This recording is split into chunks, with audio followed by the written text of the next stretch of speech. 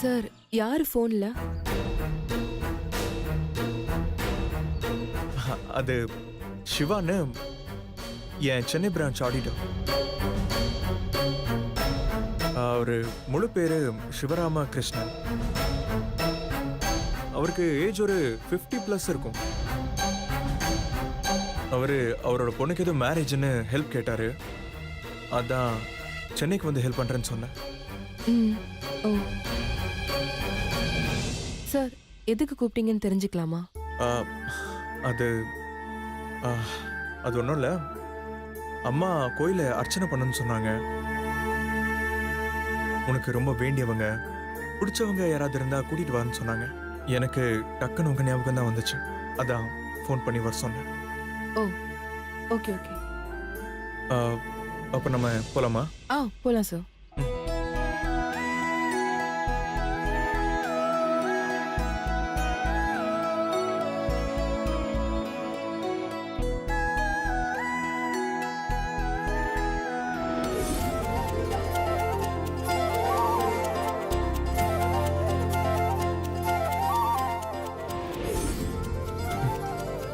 சக்தியை கல்யாணம் பண்ணிக்கணுங்கிறது என்னோட ஆசை.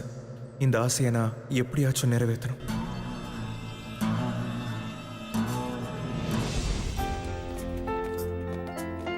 Good morning madam. Good morning. Good morning madam. Good morning madam. Good morning.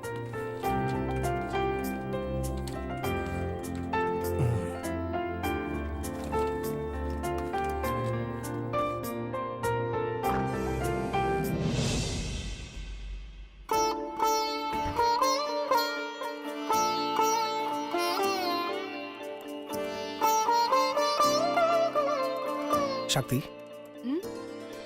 வா மகி, உட்கார். சக்தி, ரொம்ப நேரமா என் மண்டைக்குள்ள வெடி வெடிக்க தயாரா இருந்துகிட்டு இருக்குது. இத பாரு, சீக்கிரமா சொல்லு. என்ன வெடி? யோகி உன்னை எதுக்காக கூப்பிட்டாரு? என்னன்னு சீக்கிரமா சொல்ல, ப்ளீஸ் ப்ளீஸ் சொல்லு.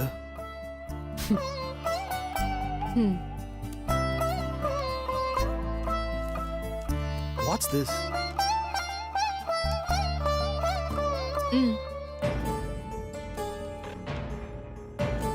சரி, இப்போவா சொல்ல. இதுக்குதான். புரியலையே. கோயிலுக்கு சாமி கும்பிட வர சொன்னாரு. சாமி கும்பிடவா? ஆமா. எனக்கு என்னமோ அப்படி தோணல. எப்படி தோணல? இந்த பார், தேவையில்லாம நீயா கற்பனை பண்ணிக்காத. அவரோட அம்மா கோயில் ஏதோ பூஜை பண்ணணும்னு சொல்லிருக்காங்களாம். உனக்கு தெரிஞ்சவங்க யாராவது வர சொல்லுன்னு சொல்லிருக்காங்க. அதனால என்ன அவரு கூப்பிட்டாரு. அங்க எவ்வளவு பேர் வந்தாங்க? கோயில்ல நிறைய பேர் இருந்தாங்க, நான் கவுண்ட் பண்ணல. ஐயோ சக்தி, நான் கோவிலுக்கு வந்தவங்கள கேட்கல. யோகி அம்மா பண்ண பூஜைக்கு எவ்வளவு பேர் கலந்துக்கிட்டாங்கன்னு கேக்குறேன். நான் மட்டும்தான். கன்ஃபார்ம். அப்ப நான் சொல்றதுதான் சரி. எனக்கு என்னமோ அப்படி தோணல. அப்படி பேசணும்னு நினைச்சிருந்தா இன்னைக்கு அவர் என்கிட்ட தனியா நின்னு பேசிருக்கலாம்ல. அப்படி எதுவும் என்கிட்ட அவர் பேசலையே. இன்னைக்கு வேணா அவர் பேசாம இருந்திருக்கலாம். கண்டிப்பா ஒரு நாளைக்கு உன்னை பர்சனலா கூப்பிட்டு அவர் பேசதான் போறாரு. நீ வேணா பாத்துக்கிட்டே இரு. அது அப்ப பாத்துக்கலாம். என்ன பேசினாலும் கவுண்டர் கொடுத்துக்கிட்டே இருக்கிறா. அப்போ நான் கிளம்பிட்டா? சரி, வேலையை பாரு மகி. வேலையை பாரு நீயும்.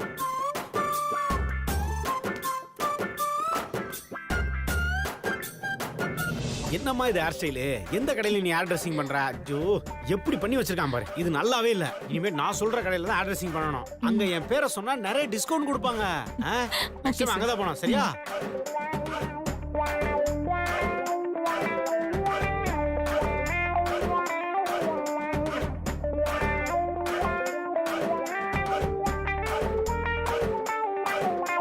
ரன்பீர், இங்க வா.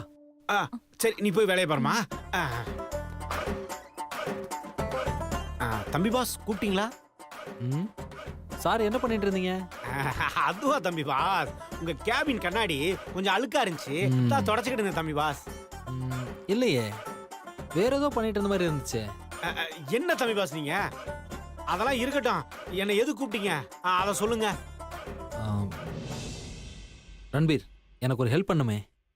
என்ன தம்பி பாஸ் சொல்லுங்க. இல்ல, எனக்கு தெரிஞ்ச ஃப்ரெண்ட் ஒருத்தருக்கு வேலை ஒன்று வேணும். ஐயோ ஐயோ, என்ன தம்பி பாஸ் நீங்க காமெடி பண்ணிட்டு இருக்கீங்க? தம்பி பாஸ், இது உங்க ஆபீஸ், இங்க நீங்க தான் முதலாளி, அதை மறந்துட்டீங்களா? என்கிட்ட போய் உங்க ஃப்ரெண்டுக்கு வேலை கேட்டுட்டு இருக்கீங்க, அதுக்கு போய் ஹெல்ப் கேட்டுட்டு இருக்கீங்க. ஐயோ ஐயோ, எனக்கு சிரிப்பா வருது தம்பி பாஸ். யோ, நான் ஏதாச்சும் சொல்லிட போறேன்யா. ஏன் ஏன் ஏன் ஏன் இவ்வளவு டென்ஷன் ஆகுறீங்க? பின்ன என்னையா, நான் என்ன இந்த ஆஃபீஸ்லயே வேலை கேட்டேன்? பின்ன யோ, உனக்கு தெரிஞ்ச ஃப்ரெண்ட்ஸ் ஆஃபீஸ்ல ஏதாவது வேலை இருந்தா சொல்லுன்னு சொன்னேன். அப்படி தெளிவா சொல்லுங்க தம்பி பாஸ். ஆமா, எனக்கு ஒரு டவுட்டு. என்ன? நம்ம ஆபீஸ் இருக்கும்போது எதுக்கு வேற ஆபீஸ்ன்றேன்? ரன்பீர், ஃப்ரெண்ட்ஸ் எல்லாம் வேலைக்கு வச்சா எப்படி ரன்பீர் வேலை வாங்க முடியும்? அதான். சரியா சொன்னீங்க தம்பி பாஸ். ஃப்ரெண்ட்ஸை புருஷனாலாம் வீட்டு வேலை வாங்கலாம், ஆனா ஆபீஸ் வேலைலாம் வாங்கவே முடியாது. அது சரியாகவும் வராது. சரிங்க தம்பி பாஸ், நான் என் ஃப்ரெண்ட்ஸு கிட்ட எல்லார்ட்டையும் கேட்டு வேலை இருக்கான்னு சொல்றேன் பாஸ். ஓகே. ஆனா ரன்பீர் கொஞ்சம் அர்ஜென்ட், அதான். புரியுது, உங்க அர்ஜென்ட் எனக்கு புரியுது தம்பி boss. I will try my best level. Okay தம்பி பாஸ், நான் வரேன்.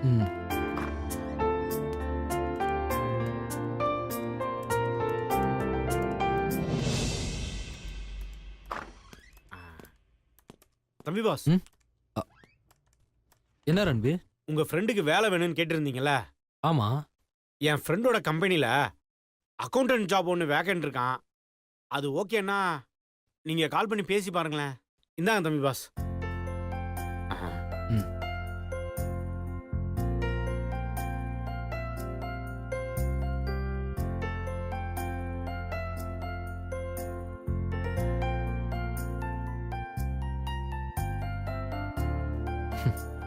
ஹலோ ஹலோ சார், உங்க ஆஃபீஸ்ல அக்கௌண்டன்ட் வேலை ஒன்று காலியா இருக்குன்னு சொன்னாங்க. ஆமா சார், நாளைக்கு இன்டர்வியூ நடக்குது. ரெஸ்யூமோட வந்துருங்க. Thank you sir. ஓகேங்க சார். தேங்க்யூ. தேங்க்யூ. ரன்பீர், ரொம்ப தேங்க்ஸ். நாளைக்கே இன்டர்வியூக்கு வர சொல்லிட்டாங்க. பாஸ், இதுக்கெல்லாம் எதுக்கு தம்பி பாஸ் தேங்க்ஸ்லாம் சொல்லிட்டு? ஒருத்தருக்கு வேலை கிடைச்சா அது நல்ல விஷயம் தானே. இருங்க தம்பி பாஸ், வரேன்.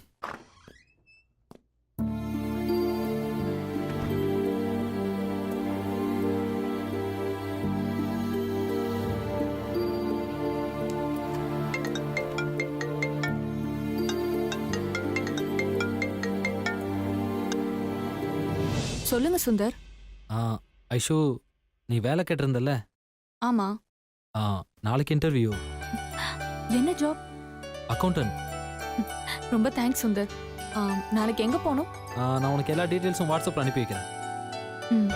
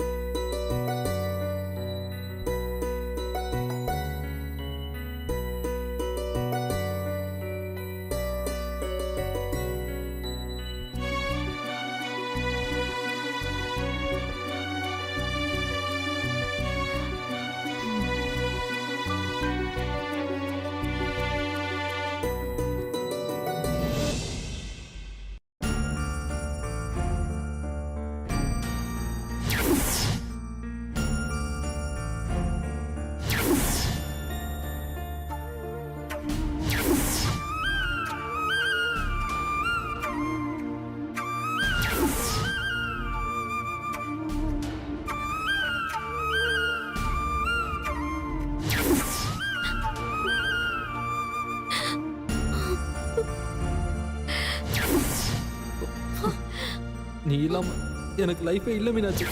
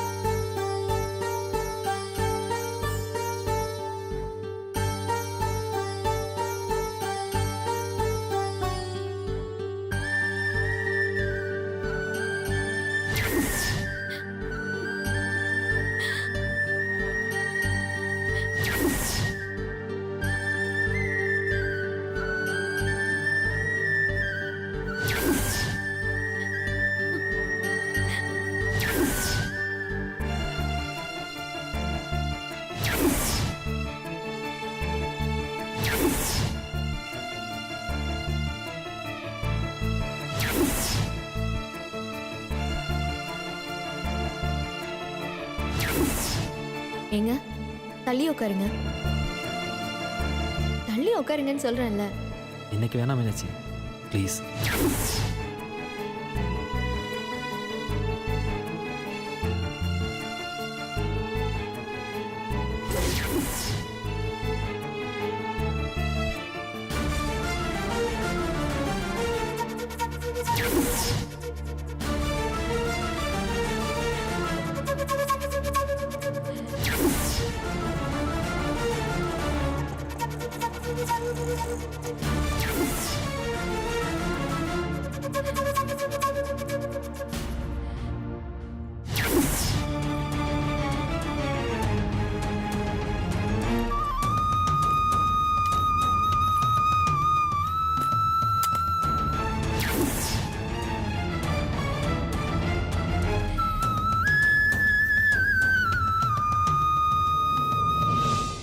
மீனாட்சி ஒரு காஃபி.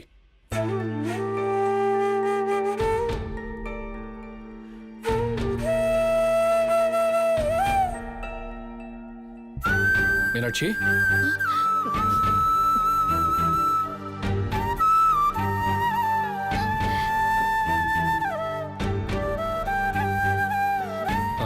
மீனாட்சி சொல்லுங்க. ஸ்ட்ராங்கா ஒரு காஃபி கேட்டேன். இதோ போட்டு தரேன். மீனாட்சி ஆ? என்னங்க ஆச்சு உங்களுக்கு? ஒன்றும் இல்லைங்க. இல்லைங்க ஏதாவது பிரச்சனையான்னு கேட்டேன். அதெல்லாம் ஒன்றும் இல்லைங்க. நீங்க ஹால்ல போய் உட்காருங்க, நான் காஃபி போட்டு கொண்டு வரேன். சரிங்க. ம்.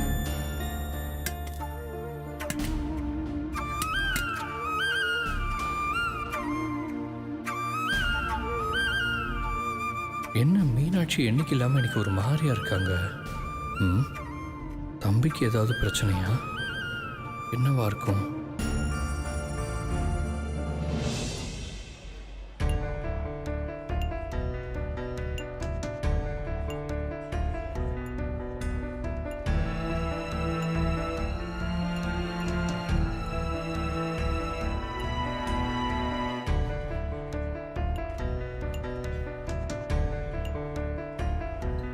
யோகி, என்னடா யோசிச்சுட்டே இருக்க? நான் என்ன யோசிக்கிறேங்கிறது உனக்கு தெரியாதா? சக்தியை பத்தி தானே? ம், ஆமா, கோயில்ல சக்தி கிட்ட உண்மையை சொல்லிட்டியா? இல்லடா. ஏன்டா? உண்மையை சொல்லணும்னு மனசு சொல்லுச்சு, சொல்லாதன்னு காதல் ஆசை சொல்லுச்சு. கடைசியில காதல் ஆசை தான் ஜெயிச்சிச்சு. அவ மேல இவ்ளோ காதல் வச்சுக்கிட்டு அப்புறம் எதுக்குடா உன்னையே ஏமாத்திட்டு இருக்க? அது மட்டும் இல்லடா, சக்தியை எங்க அம்மாவுக்கு ரொம்ப பிடிச்சு போச்சு. டேய், நான் தான் முன்னாடியே சொன்னேன்லடா, நீ தான் கேட்கல. எனக்கு நீயும் உன் வாழ்க்கை தான் முக்கியம். இப்போ ஒண்ணு கெட்டு போல. நீ சக்தி கிட்ட உன் காதலை சொல்ற. அதுக்கு அவ கண்டிப்பா ஒத்துக்க மாட்டாடா. டேய், உனக்கும் பிடிச்சிருக்குன்னு சொல்ற, அம்மாக்கும் பிடிச்சிருக்குன்னு சொல்ற, அவகிட்ட காதலையும் சொல்ல மாட்டேங்கிற. சரி, வேற என்னதான் நான் பண்ண போற நீ இப்போ? அதான்டா யோசிச்சுட்டு இருக்கேன்.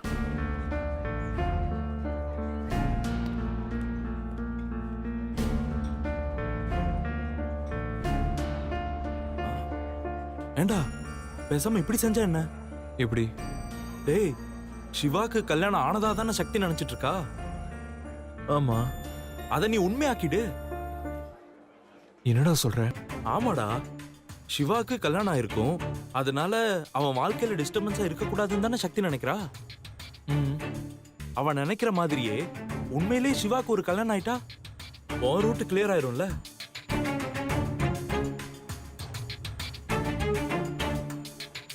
அதுக்கப்புறம் அவகிட்ட உன் காதலை சொல்லவோ இல்ல கல்யாணம் பண்ணிக்கவோ உனக்கு எந்த தடையும் இருக்காதுல்ல.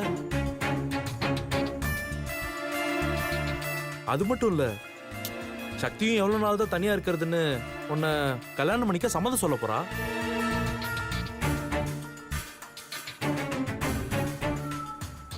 நீ சொல்றதும் நல்ல யோசனையா தான் இருக்கு. அப்புறம் என்ன யோசனை? உடனே சென்னைக்கு போ, சிவா வீட்டுக்கு போய் நல்ல மாதிரி பேசி சிவா மேல அக்கறை இருக்கிற மாதிரி நடந்து அதுக்கப்புறம் அவங்க எல்லாத்துக்கிட்டையும் சம்மதம் வாங்கு. சிவாவுக்கு ஒரு கல்யாணத்தை பண்ணு, நீ சக்தியை கல்யாணம் பண்ணு. எல்லாம் முடிஞ்சது.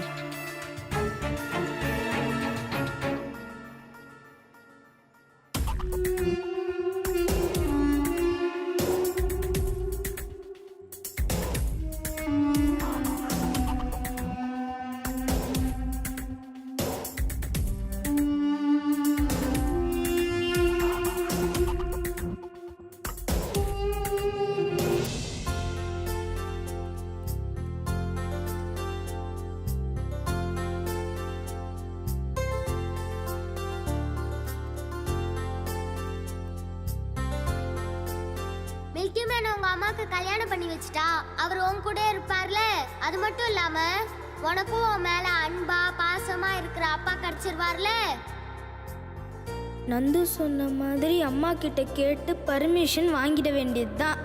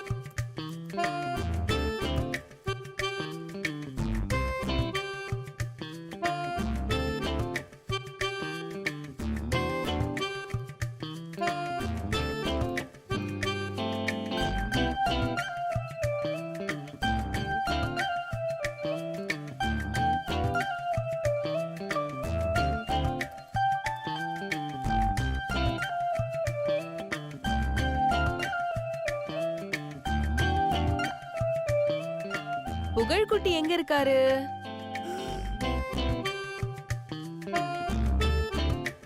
புகழ்குட்டி இங்கதான் இருக்கார். கண்டுபிடிச்சாச்சு. வாங்க வாங்க. ம். ம். என்னாச்சுடா தங்கம்? அம்மா கிட்ட ஏதாவது சொல்லணுமா? ம்? அப்படியே மறைஞ்சு மறைஞ்சு வந்தீங்க. அது சும்மா உங்ககிட்ட ஒரு விஷயம் சொல்லலாம் தான். ஏன் கிட்டியா? என்ன சொல்ல போறீங்க? அது இனி நான் அப்பா பத்தி தப்பா பேச மாட்டேன். அப்படியா? எனக்கு தெரியும் புகழ், உனக்கு அப்பாவை கண்டிப்பா பிடிக்கும்னு. இனிமே நான் அப்பாவை திட்டவே மாட்டேமா? சரிடா கண்ணா. அம்மா, ம், என்னப்பா? எனக்கு அப்பா வேணுமா?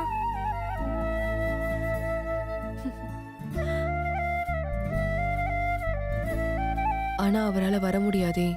அந்த ஆள் வர வேணாமா? பின்ன எனக்கு புது அப்பா வேணுமா? என்ன சொல்ற புகழ்? நீ இன்னொரு கல்யாணம் பண்ணிக்கோமா.